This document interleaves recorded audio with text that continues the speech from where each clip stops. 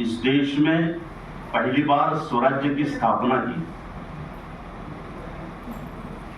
छत्रपति शिवाजी महाराज, उनके स्वराज्य के जो मूल बीज है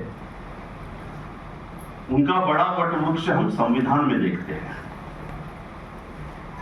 छत्रपति शिवाजी महाराज के काल में जो फैसिज्म था, जिसको हम ब्राह्मणवादी फैसिज्म पकड़ते हैं, बोलते हैं, मैं वहां से शुरुआत करूंगा। ये फैसिज्म मुगलों के, तुर्कों के, तथाकथित मुसलमानों के 700 साल तक कहां था। मुट्ठी भर लोग आए थे और हिंदू संस्कृति को शर्म आनी चाहिए। अब ये हिंदू संस्कृति यानी हिंदू नहीं, ब्राह्मण जिस हिंदू संस्कृति की बात करता है उसे शर्म आनी चाहिए कि बाहर से आए हुए मुट्ठी भर लोग कितने साल हम पर राज करते हैं, 700 साल। तो मुझे लगा कि अभी हम भारत के मुस्लिम हैं, उनसे तो कोई संबंध है ही नहीं हमारा, मुगलों से, पठानों से, औरंगजेब से, बाबर से हमारा कोई संबंध नहीं है। मुस्लिम होना यह सामाजिक परिवर्तन में फैसिज्म को जवाब देने वाला एक तरीका रहा है।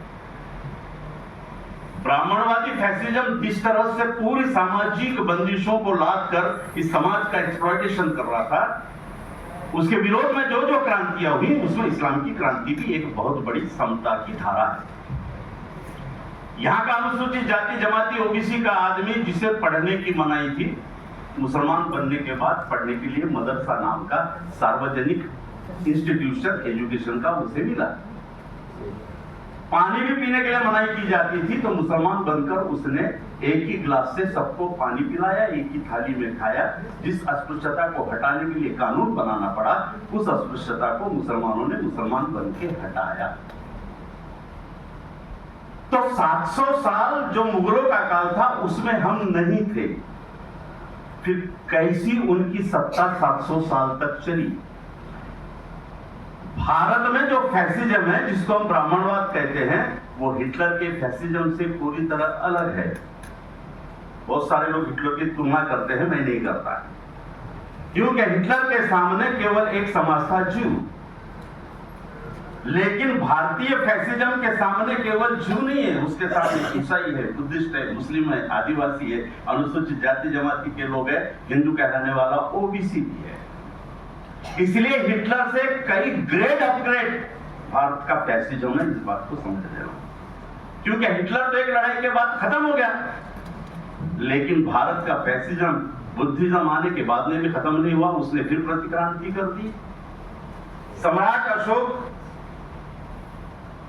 जैसे ही बौद्ध धर्म लेते हैं, एक सैनिक शक्ति, एक प्रशासनिक शक्ति, एक आर्थिक शक्ति बौद्ध धर्म को मिलती है।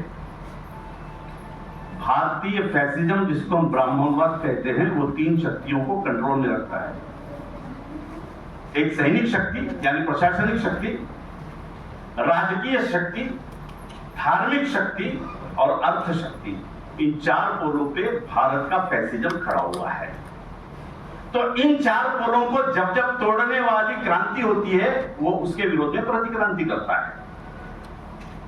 सम्राट अशोक ने बौद्ध धर्म को अपनाकर इस ब्राह्मणी फैसिज्म के 4 पोलों को तोड़ा है। कैसे तोड़ा? विषमतावादी ब्राह्मणवाद के पास में धर्म सत्ता थी, बौद्ध धर्म लेके धर्म सत्ता छीन ली। वो विषमतावादी धर्म सत्ता थी, बौद्ध धर्म समतावादी धर्म सत्ता थी। ब्राह्मणवाद के अंदर में पूरी सैनिकी शासन था। सम्राट अशोक के बौद्ध धर्म में आते ही सैनिकी शासन बौद्ध धर्म के पास में आ गया। जैसे ही बौद्ध धर्म के पास में सैनिकी शासन आया, राजनीति की बागडोर की ब्राह्मणवाद से छीनकर बौद्धों के हाथ में आ गए। आपने तीनों पोल तोड़ा, तीनों पोल तोड़ते ही अर्थ सत्ता भी आपके पास में आई। यानी आपने ब्राह्मणी फैसिज्म के 4 पोलों को तहस नहस कर दिया था इतिहास में। फिर आपको तहस नहस कैसे किया?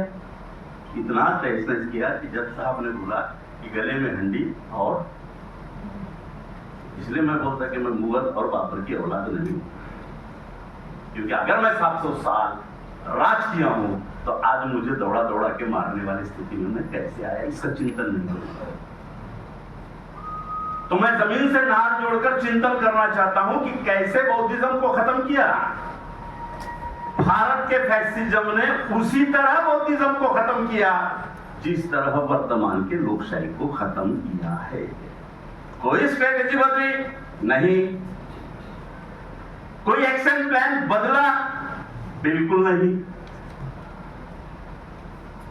इस प्रोग्राम की अध्यक्ष सम्माननीय मून साहब, उद्घाटक हमारे ज्येष्ठ सम्माननीय नागेश चौधरी जी, जिनका बेहतरीन मार्गदर्शन सुना वो माननीय महेंद्र गोस्वामी जी, माननीय विनय मिरासे जी, प्राध्यापक रमेश बीजेकर जी, यामिनी चौधरी जी और हाड़े जी, उनका शुक्रिया अदा करना चाहता हूं।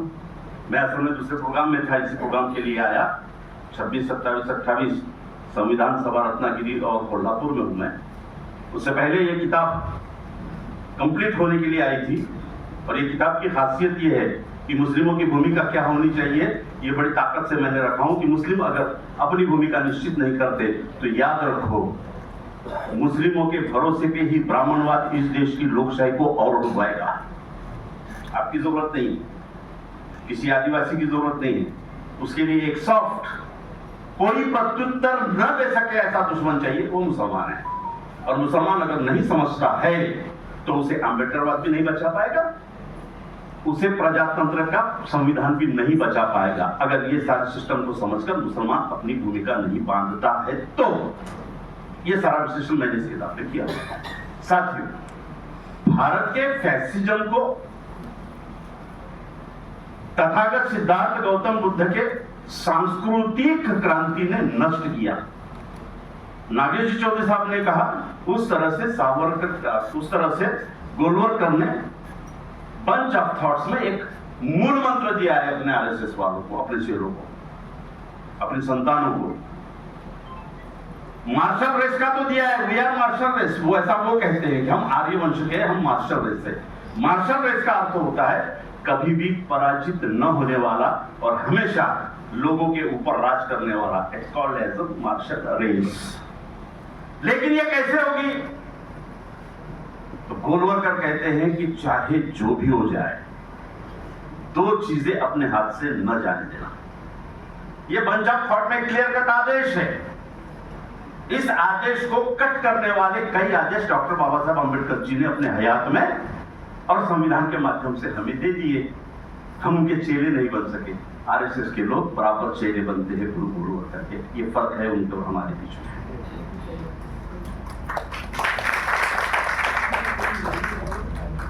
हम बहुसंख्यक हैं,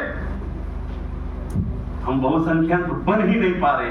वे अल्पसंख्यक है, वे बहुसंख्यक बन गए हैं, बन गए हैं। 3% तबली बजाना आसान है। बागेश्वर निकला है किसानों के सवालों पर, भारतीय फैसिज्म का चेहरा और सामाजिक आंदोलनकारियों की भूमिका। काय के लिए निकला है बागेश्वर? महिलाओं की सुरक्षा को लेकर, सभी को शिक्षा मिले इसके लिए, पर्वत जल जमीन जंगल बचे इसके लिए। 140 करोड़ के देश में 41 करोड़ नौजवानों को नौकरियां नहीं है, उनके लिए। किसके लिए निकला है? हिंदू राष्ट्र की मांग के लिए। और प्रजातंत्र का पराजय यह है कि संवैधानिक भारत के विरोध में निकाली गई रैली को फुल पॉलिटिकल और प्रशासनिक और पुलिस का प्रोटेक्शन है। ये हमारा पराजय है। जब गौतम